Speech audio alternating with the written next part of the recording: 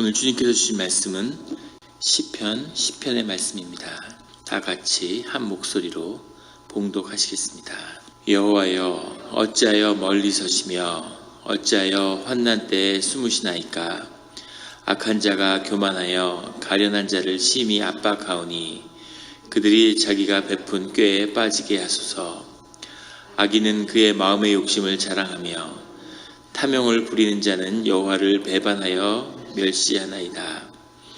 악인은 그의 교만한 얼굴로 말하기를 여호와께서 이를 감찰하지 아니하신다 하며 그의 모든 사상에 하나님이 없다 하나이다. 그의 길은 언제든지 견고하고 주의 심판은 높아서 그에게 미치지 못하오니 그는 그의 모든 대적들을 멸시하며 그의 마음에 이르기를 나는 흔들리지 아니하며 대대로 환난을 당하지 아니하리라 하나이다. 그의 입에는 저주와 거짓과 포악이 충만하며 그의 혀 밑에는 잔해와 죄악이 있나이다. 그가 마을 구석진 곳에 앉으며 그 은밀한 곳에서 무죄한 자를 죽이며 그의 눈은 가련한 자를 엿보나이다. 사자가 자기의 굴에 엎드림 같이 그가 은밀한 곳에 엎드려 가련한 자를 잡으려고 기다리며 자기 그물을 끌어당겨 가련한 자를 잡나이다. 그가 굽으려 엎드리니 그의 포악으로 말미암아 가련한 자들이 넘어지나이다. 그가 그의 마음에 이르기를 하나님이 잊으셨고 그의 얼굴을 가리셨으니 영원히 보지 아니하시리라 하나이다. 여호와여 일어나옵소서. 하나님이여 손을 드옵소서. 가난한 자들을 잊지 마옵소서. 어찌하여 악인이 하나님을 멸시하여 그의 마음에 이르기를 주는 감찰하지 아니하리라 하나이까. 주께서 보셨나이다. 주는 재앙과 원한을 감찰하시고 주의 손으로 갚으려 하시오니 외로운 자가 주를 의지하나이다. 주는 벌써부터 고아를 도우시는 이시니이다. 악인의 팔을 꺾으소서. 악한 자의 악을 더 이상 찾아낼 수 없을 때까지 찾으소서. 여호와께서는 영원 무궁하도록 왕이시니 이방 나라들이 주의 땅에서 멸망하였나이다. 여호와여, 주는 겸손한 자의 소원을 들으셨사오니 그들의 마음을 준비하시며 귀를 기울여 들으시고 고아와 압제당하는 자를 위하여 심판하사 세상에 속한 자가 다시는 위협하지 못하게 하시리이다. 아멘. 다 같이 기도드리시겠습니다. 하나님 아버지, 감사합니다. 주님의 음성을 듣고자 저희가 새벽 제단 앞에 모였습니다. 우리 마음의 기도와 우리 마음의 묵상이 주님께 연락되기를 원합니다. 감사드리며 예수 그리스도의 이름으로 기도드렸습니다. 아멘. 오늘 시편의 고백은 이렇게 시작합니다. 여호와여, 어찌하여 멀리 서시며 어찌하여 환난 때에 숨으시나이까. 여호와 하나님이 환난 때에 숨으시지 않겠죠. 하나님이 숨으시지 않는데 왜 숨으시나이까 라고 하는 고백은 내 입장에서 바라볼 때 주님의 임재와 주님의 역사하심을 느낄 수 없고 경험할 수 없다고 하는 주님께 드리는 고백이죠. 사실은 약간 원망의 뜻이 들어있는 거죠. 주님 왜 숨으셨습니까? 주님이 숨으신 게 아니라 내가 주님께서 주님으로부터 멀어진 거겠죠. 주님의 임재를 경험할 수 없는, 사실 더 깊이 들여다보면 자신의 죄악의 문제가 있을 겁니다. 그런데 주님을 향하여서 주님 왜 숨으셨습니까? 라고 하는 이 고백 안에는 또한 주님 가운데 주님의 사랑을 신뢰하고 또 주님을 믿는 그런 담대한 자녀의 고백이 들어있는 거죠. 제가 고등학교 때 저희 담임 선생님이 수학 선생님이셨는데 굉장히 무서운 분이었어요. 지나고 보면 정말 그렇게 무서운 분은 아니셨을 수도 있는데 인상도 험악하고 목소리도 그렇고 그리고 미소 짓는 법 한 번 없고 굉장히 무서웠는데 그 아들이 저희랑 같은 동급생이었습니다. 또 어느 수업을 하는데 밖에서 선생님이 왔다 갔다 하는 거예요. 그러니까 그 아들이 이렇게 보더니 나가더라고요. 그래서 복도에 왔는데 애가 도시락을 두고 온 거예요. 그러니까 아버지가 그걸 가지고 온 거지, 학교에 전해주려고. 그래서 그걸 전해주는데 얘가 복도에서 막 짜증을 내더라고요. 제가 안 먹으려고 안 갖고 왔는데 왜 갖고 왔냐 그러면서 막 뭐라 그러는 거예요. 그래서 얼마나 놀랍더니 내 아버지가 쩔쩔매는 거예요. 그래서 야, 저렇게 무서운 아버지인데 아들은 하나도 안 무서운가 보다 이러고 그런 거죠. 하나님께 이런 담대한, 하나님께 따지는 이런 것도 죄라기보다는 담대한 믿음과 하나님에 대한 신뢰의 그런 관계라고 볼 수도 있을 것입니다. 3절에 보면 악인은 그의 마음의 욕심을 자랑하며, 세상은 욕심을 자랑하죠. 더 욕심을 가지라고 이야기합니다. 욕심을 비전같이 세상을 향해 끝없이 욕심을 키워가고 자랑하는 것, 이것이 세상의 본질이죠. 탐욕을 부리는 자는, 탐욕이라고 하는 것은 보채하라는 뜻인데 원문은 이것은 착취를 의미하는 말입니다. 그냥 마음에 욕심이 많고 갖고 싶은 게 많은 그런 게 아니라 어떤 힘을 이용해 가지고 사람들을 갈취하는 것, 그걸 빼앗는 것, 이런 것을 이제 여기서 얘기하는 보채하라는 탐욕이죠. 그래서 남의 걸 자꾸 뺏고 이렇게 못되게 해서, 또는 뭐 힘을 이용해서 남의 걸 이렇게 강탈하는 자들, 그러한 자들이 뭐라고 얘기하냐면 여호와를 배반하여 멸시하나이다. 근데 이 배반하여라는 단어가 원래 베레크라는 단어인데 우리가 성경에서 말하는 축복하다라는 단어입니다. 축복하다라는 단어를 정반대로 해석했어요. 여호와가 축복하는 것을 멸시한다, 이게 정확한 뜻입니다. 탐욕을 부리는 자라는 것은 사실은 세상에서 권세를 가진 자들이죠. 세상의 모든 권세는 사실은 모두 주님에게서 나온 겁니다. 그런데 주님의 축복, 하늘의 빛처럼 하나님이 주의 자녀를 가려서 비를 내리지 않으시죠. 세상을 향한 축복을 부었는데 그 축복을 받은 자들이 하나님을 멸시한다는 거죠. 주님의 축복을 멸시한다는 겁니다. 축복은 축복대로 받았지만 이게 무슨 주님이 주신 거야, 이런 식으로 주님을 향한 그것이 주님으로부터 왔다는 것을 인정하지 않고 주님을 우습게 이야기한다는 거죠. 그것이 여기 나오는 여호와를 배반하여 멸시한다라고 하는 정확한 원뜻일 것 같습니다.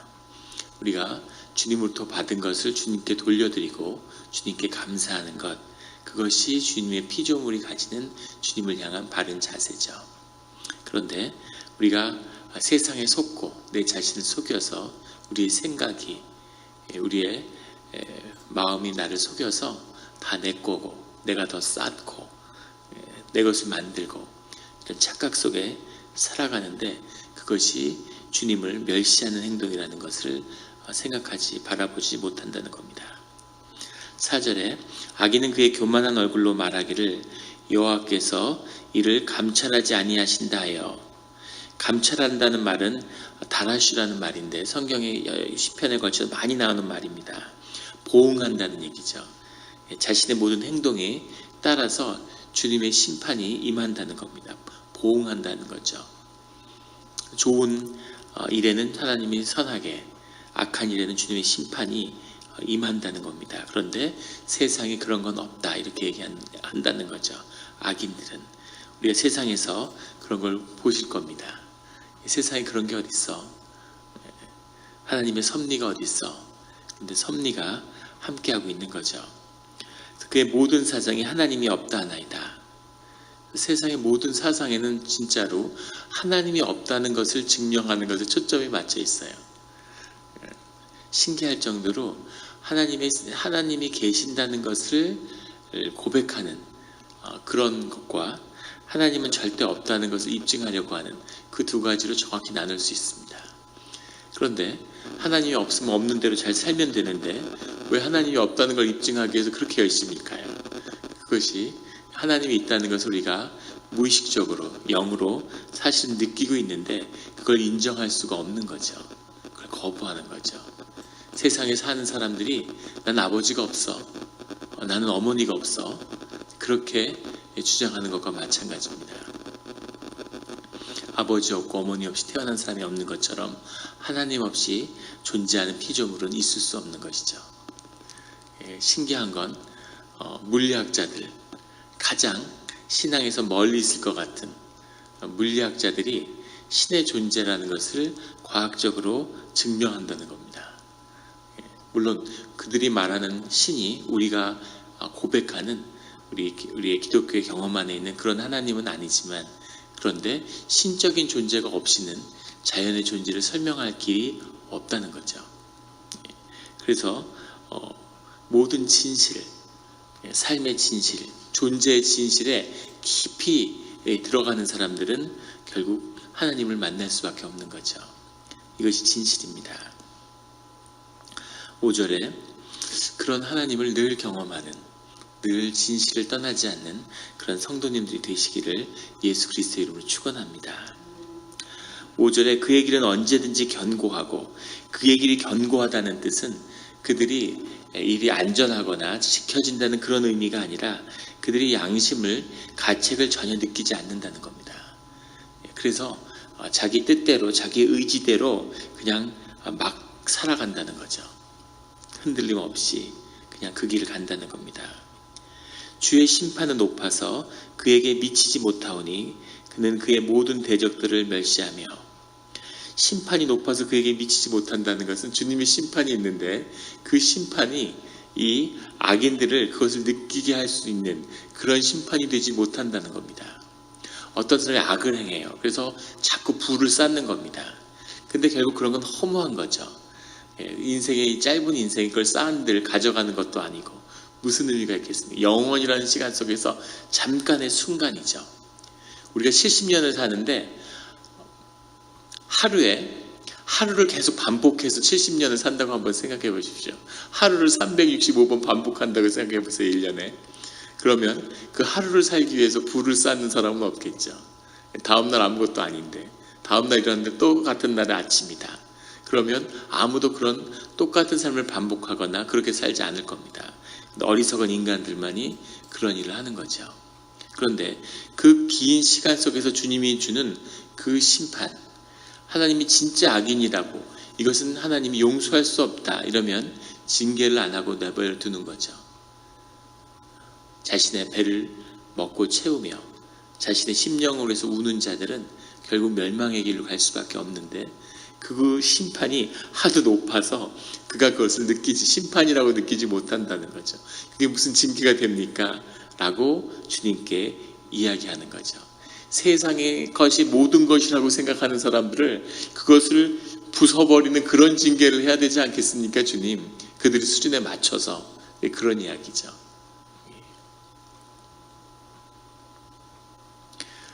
그 영국 속담에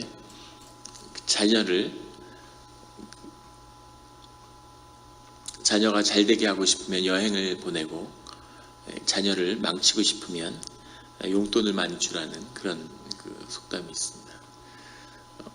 자녀가 건강하게 굳건히 잘 자라려면 여행을 보낸다는 뜻은 이제 고생을 시킨다는 얘기죠. 세상을 경험하고 고생하고 타지에서 살아보고, 한국에서 남자들이 군대 가면 철되는 것처럼 미국에서도 이제 대학을 가서 부모 곁을 떠나서 부모님이 자기에게 어떤 걸 베풀었는지를 이제 경험해야, 그래야 감사함도 알고 고생도 해보고, 그래야 이제 성장하는 거죠. 아이에게 용돈을 많이 주면 아이는 이제 삶이 파괴되죠. 자기 삶을 쓸 수 없습니다. 한국에서 그런 청년들을 많이 봤는데 부모가 돈을 막 주는 거죠. 10,000불짜리 백을 사주는 거예요. 그냥. 그러면 아이가 대학을 졸업해서 직장을 가질 수 있겠습니까?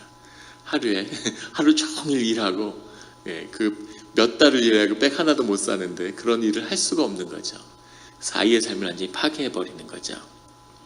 그런데 사람들은 그런 백을 사주는 부모가 좋은 부모라고 생각하고 고생을 시키는 부모를 나쁜 부모라고 생각하는 겁니다. 인간의 마음인 거죠. 주의 심판이 높다는 것은 그런 거죠. 주님이 사실은 징계를 했는데 받는 자는 그것을 축복으로 받아들이고 있다는 거죠. 어찌 보면 하나님 정말 좋은 분 같기도 하고 모든 사람에게 걸맞는 그런 대접을 해주는 거죠. 그것이 주님의 길입니다. 주님이 연단을 하시는데 마을 운동회에 나가는 아이와 전국체전에 가는 아이와 올림픽에 나가는 아이가 똑같이 훈련받을 수는 없는 거죠. 하나님이 더 깊은 연단을 통해서 그 삶을 키워가시는 거죠. 그것이 하나님이 영혼 가운데 준비시키시는 삶의 그릇입니다. 그것을 보지 못하면 육신에 묶여서 영혼의 시간을 바라보지 못하면 뭐가 축복이고 뭐가 벌인지를 분간할 수 없는, 이것이 삶의 길인 거죠. 주님의 심판이 높다고 하는 그 고백입니다. 6절에 그의 마음에 이르기를 나는 흔들리지 아니하며 대대로 환난을 당하지 아니하리라 하나이다. 이 고백은 뭐냐면 세상에 속해서 세상에서 살아가지만은 그래도 사람들은 다 영혼을 추구한다는 겁니다. 이것이 영의 속성이기 때문이죠. 그래서 찰나와 같은 육신의 삶이 전부라고 얘기하면서도 그 시간을 영원한 것처럼 계속 편안히 살고 그것을 자녀 대대로 누릴 거라고 그런 확신 속에서 살아가는 거죠. 이것은 어리석음의 표현이지만 사람들이 이런 데 빠지는 겁니다. 마약도 마찬가지죠. 마약, 권력, 섹스 이런 모든 것들이 사실은 시간성을 잊게 만드는, 시간이 흘러가는 것을 잊게 만든다고 그래요. 한국에서 대통령을 5년마다 가서 뽑는데 대통령이 된 사람들은 영원히 할 것 같이 행동하죠. 보고 있으면 굉장히 신기한데 거기에 그런 권력을 잡으면 이게 인지가 마비돼서 시간이 멈춘 것 같이 그렇게 느껴진다고 그래요, 실제로. 그래서 자신의 이런 삶이 영원할 것 같다는 거죠. 건강할 때는 영원히 건강할 것 같은, 이 시간이 영원할 것 같은 그런 착각 속에 빠져드는데 이것이 우리가 영적인 존재이기 때문인 거죠. 육에 속했든 영에 속했든 다 영혼을 추구한다는 겁니다. 7절에 그의 입에는 저주와 거짓과 포악이 충만하며 그의 혀 밑에는 잔해와 죄악이 있나이다. 혀 밑에 죄악이 있다는 표현이 아주 기가 막힌 표현인데, 혀라는 것은 맛을 느끼는데 그 맛을 혀 밑에서 느낀다는 거죠. 아마 사탕 같은 걸 혀 밑에 넣어본 분들은 그런 걸 느낄 거예요. 그 혀 밑에서 맛을 느낀다는 건 뭐냐면 죄악을 그냥 행하는데 양심이 마비돼서 죄악을 행하는 게 아니라 그 죄를 즐기는 것이 인간 안에 있다는 겁니다. 그것을 음미하고 즐기고 좋아하는 그런 게 있다는 거죠. 남을 괴롭히면서 쾌감을 느끼는, 사람들이 어려워하는 걸 보면서 쾌감을 느끼는 그런 것이 인간의 그 깊은 곳에 이 죄성이라는 것이 있다는 거죠. 8절에는 그가 마을 구석진 곳에 앉으며 그 은밀한 곳에서 무죄한 자를 죽이며, 이것은 죄인들을 그 산적에 비유하는 겁니다. 여기서 죄의 속성이라고 하는 것, 이 악의 속성이라는 것의 특징은 교활함이죠. 그래서 이 악은 드러나면 끝나는 겁니다. 빛에 드러나면 힘을 잃어버리죠. 항상 어둡고 음침한 데 이렇게 앉아 있는 겁니다. 뭔가를 비밀스럽게 드러나지 않게 하려고 하는 것, 이것 안에는 죄성이 들어있는 거죠. 항상 어두운 곳을 찾는, 무지한 자를, 아무 연고가 없는 자들을 잡으려고 한다는 거죠. 9절에 사자가 자기 굴에 엎드린 같이 그가 은밀한 곳에 엎드려 가련한 자를 잡으려 기다리며 자기 그물로 끌어당겨 가련한 자를 잡나이다. 이 악과 대적의 무리를 주로 사자로 많이 비유하는데 사자의 그 포악성, 잔인함을 의미하는 거죠. 동물의 왕국 이런 걸 보면 사슴이나 이런 걸 사냥하기 위해서 물소나 사자들이 며칠을 지켜보고 있는 거예요, 숲속에서. 그걸 보면 정말 대단하다. 어떻게 저렇게, 물론 생존의 문제니까 그렇겠지만 그 배고픔과 괴로울 것 같은데 숲속에서 계속 바람의 방향을 반대로, 바람을 맞서서 쓰면 냄새가 나니까 계속 위치를 바꿔가면서 정말 고양이 같죠, 고양이 같이. 그래서 그걸 7시간 앉아서 지켜보고 있는 거예요. 그런데 이 사자떼가 움직인 거에는 두 가지 의미가 들어있습니다. 동물이 움직일 때 그것을 발견하면 그러면 아무도 잡히지 않는 거죠. 초식동물들이 뭉치게 되는 겁니다. 물소떼든 영양떼든 뭉치면 잡지 못해요. 그래서 그걸 항상 흩으려고 그러는 거죠. 그리고 그 중에 가장 약한 자를 잡는 겁니다. 그래서 무리가 하나가 돼서 뭉쳐지고 가난한 가장 약한 자를 보호하려고 하면 새끼들을 안에다 집어넣고 큰 무리들이 밖을 둘러싸죠. 그러면 어떤 동물도 그것을 잡지 못한다는 겁니다. 그런데 공포에 사로잡혀서 이게 흩어지면 그러면 약한 자들부터 잡히는 거죠. 이것이 하나 악의 속성입니다. 두 번째는 그물을 끌어당겨 가련한 자를 잡는다는 뜻은 항상 이 성경에 나온 올무와 같은 거죠. 약점을 파서 거기에 빠뜨리기를 기다리고 있는 겁니다. 얽혀들어서 그 얽힘, 그 묶임을 가지고 요크라고 그러죠. 멍해라고 해석하는 그 묶임으로 계속 괴롭히고 끌어당겨 넣는 이것이 악이 주님의 사람들을 공격하는 방법이죠. 그래서 절대 악한 자들과는 교류하거나 삶을 섞어서는 안 되는 거죠. 내가 지혜가 있고 주님이 날 지키시는데 그러면서 뭔가 사실 마음 가운데 탐욕이 있는 거죠. 그런 자들과 얽혀서 무언가를 얻으려고 할 때 그때 이 그물에 이렇게 묶이고 목덜미를 물어 뜯기는 그런 일들이 일어난다는 겁니다. 그래서 우리가 항상 악과 맞서지만 악과 싸우지 않으며 악을 멀리하고 삶의 거룩함을 지키는 주님의 축복을 온전히 지키는 그런 성도님들이 되시기를 예수 그리스도의 이름으로 축원합니다. 14절에는 주께서 보셨나이다. 12절에는 여호와여 일어나옵소서. 주님, 즉각적으로 주님이 개입해 주십시오. 더 분명히 주님의 역사를 보여주십시오라는 고백이라면 14절에는 이제 10절의 기도를 통해서 우리가 시편에서 반복적으로 보는 것처럼 이제 고백이 변한 거죠. 주님 왜 숨으셨습니까? 그랬는데 14절에서는 주께서 보셨나이다. 이제 주님이 보셨군요. 내 기도를 들으셨군요. 이렇게 고백하는 거죠. 심령이 풀어진 거죠. 그 마음에 있었던 그 어려움이 풀어지면서 주님이 이제 우리와 함께 하시는구나. 이 모든 문제를 아셨구나 하면 그 문제에서 풀려나는 겁니다. 우리 삶의 모든 어려움은 주님이 보시지 않았다고 우리가 느끼기 때문이죠.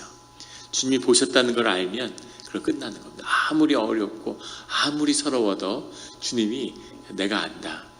내가 네 아픔을 안다. 내가 그 일을 있을 때 내가 함께 했다 라고 이야기하면 정말 눈이 녹는 것처럼 사라지는 거죠. 그래서 하나님은 이런 분이구나. 하나님이 모든 것 안에 정말 주인이시구나 하는 걸 경험하는 거죠. 그게 신비의 본질입니다. 삶에 바뀐 것이 없는데 그런데 주님이 아시면 모든 문제가 녹아버리는, 문제가 해결된 게 아니라 문제가 아니었다는 것을 알게 되는 거죠. 15절에 악인의 팔을 꺾으소서. 악한 자의 악을 더 이상 찾아낼 수 없을 때까지 찾으소서.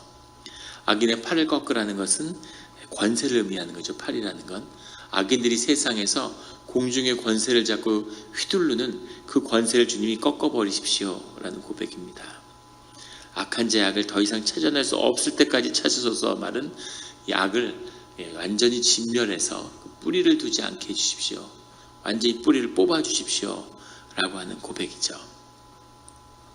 17절에 여호와여 주는 겸손한 자의 손을 들으셨사오니, 여기서 겸손한 자라는 것은 시편에 나오는 안이라는 말인데 어디는 뭐 외로운 자, 겸손한 자, 가난한 자, 시련을 당하는 자 다 다르게 해석을 했어요. 그런데 겸손한 자라고 해석을 했는데 낮다는 뜻이죠. 겸손함은 낮음을 의미하는 거죠.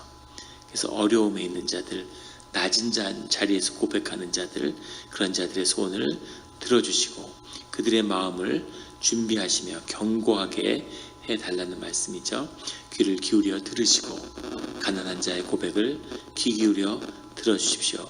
이 겸손한 자에 반대되는 말이 18절에 나오는 세상에 속한 자입니다. 세상에 겸손한 자가 있고 세상에 속한 자가 있죠. 주님이 연약한 자리에, 낮은 자리에 주님의 자녀를 인도하시는 거죠. 이걸 경험하는 자만이 주님을 만나게 되는 거죠. 예전에 공무원을 하던 분이 이런 고백을 하세요. 그분이 중앙 공무원으로 아주 그런 무슨 사정기관 이런 데도 잘 나가셨는데 연말이 되면 연하장이 한 2-3천 장 온답니다.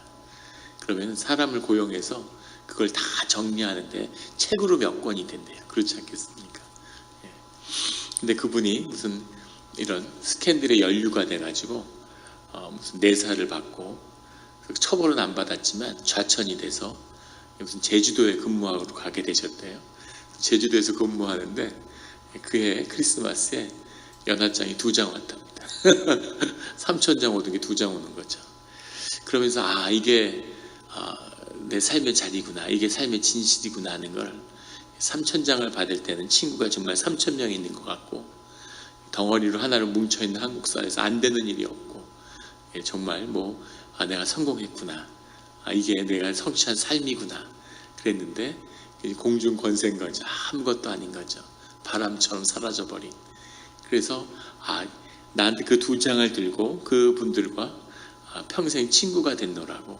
이게 내 삶의 진실이고 나한테 정말 소중한 사람이구나. 태양이 하늘에 떠 있을 때는 우리가 달빛을 발견할 수 없는 거죠. 태양이 져야 달빛이 있다는 걸 발견하는 것처럼 이렇게 하나님이 우리의 연약한 자리에 겸손한 자리로 인도하실 때는 우리 삶에 정말 소중한 것을 발견하게 되는 그것이 주님이고 가족이고 친구고 정말 소중한 삶의 귀중한 보물들을 찾게 하시는 거죠. 그런 귀중한 보물을 이미 찾으셨고 그 보물들을 잃지 않으며 세상에 헛된 것을 위해서 정말 소중한 것을 그것과 바꾸는 그런 어리석지 않은 절코 그런 일이 없는 축복된 삶의 자리에서는 또 자신의 연약함을 발견하기 때문에 더 큰 하나님을 만나는 그런 우리 복된 성도님들의 오늘 하루와 삶의 시작이 되기를 예수 그리스도 이름으로 축원합니다. 기도드리시겠습니다. 하나님 아버지 감사합니다. 늘 우리에게 귀한 말씀으로 함께 해주시니 감사합니다. 주님, 우리가 정말 어떤 때는 하나님이 정말 계신가 이렇게 느낄 때도 있고 또 세상의 악을 행하는 자들이 흥왕하고 더 큰 악을 더 교묘히 행하는 그것이 세상의 지혜고 우리가 배워야 하는 것 같은 그렇게 느껴질 때가 있음을 주님 앞에 고백합니다. 우리가 영의 눈을 떠서 그런 악한 자들에게 주님이 어떻게 보응하시는지를 보게 하시고 우리가 악한 자들의 흥왕함을 부러워하지 않고 우리가 연약한 자리, 겸손한 자리에 있지만 여기에 더 소중한 삶에 더 감추어진 보물이 숨겨져 있음을 우리로 보여주시고 말씀하여 주시니 감사합니다. 우리가 깨어나서 눈을 떠서 세상을 진실을 보게 하시고 늘 그 진실을 붙들고 영혼 속에서 크지는 않더라도 주님의 축복을 담을 수 있는 깨끗한 그릇을 이루게 하여 주시옵소서. 세상에 나는 겨와 같이 바람에 나는 겨와 같이 모든 악한 성취들이 날아갈지라도 주의 자녀들이 하늘에 뿌리를 내리고 땅에서 열매 맺는 자녀들의 대대에 이르는 그 축복을 붙드는 그런 축복의 자녀가 되게 하여 주시옵소서. 나의 배를 위해서 내 심령을 위해서 우는 자가 아니라 예수 그리스도의 그 깨어진 그 심령으로 인해서 아파하는 그런 삶으로 그런 삶의 자리로 나아가게 하여 주시옵소서. 그것이 지복이며 그것이 증정한 주님이 주시는 선물임을 믿습니다. 감사드리며 예수 그리스도 이름으로 기도드렸습니다. 아멘.